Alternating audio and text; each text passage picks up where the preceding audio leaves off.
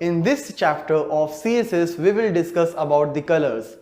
Colors are basically one of the very important aspects whenever we talk about the formatting or giving some attractive look to our web page.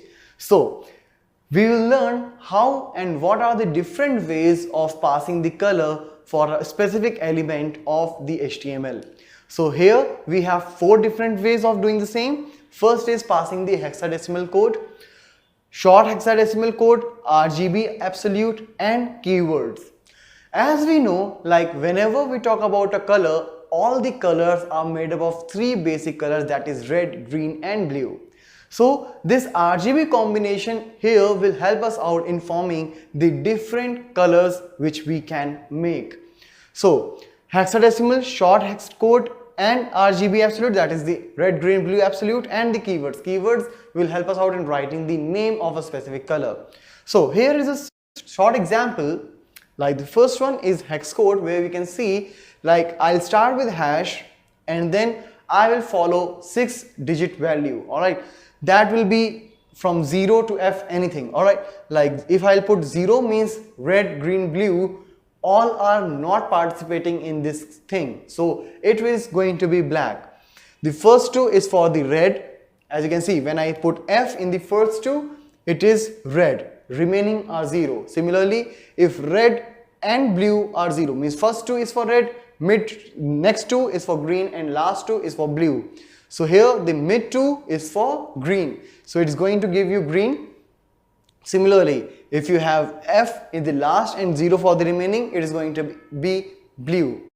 Now let's come to the short hexadecimal, where in spite of passing 6-digit value, we'll pass 3 values only, but again followed by hash itself.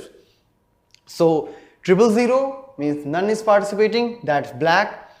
Again, first for red, second for green, and third one is for blue.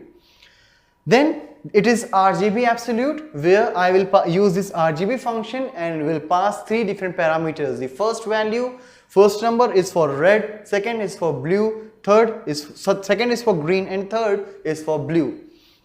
So again, this is the RGB. The value can vary from 0 to 255. So if I'll pass 255 in the first, that means it's going to be red, second it's for green, third value is for blue. You can pass different values in all the 3 parameters to get the different colors available.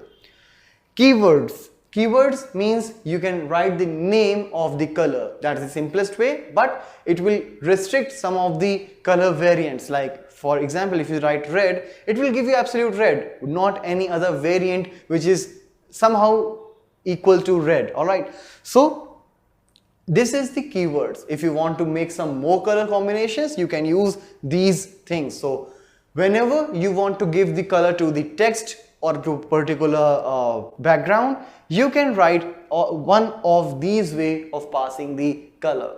So in our next video onwards, we will start working with the colors in a different manner.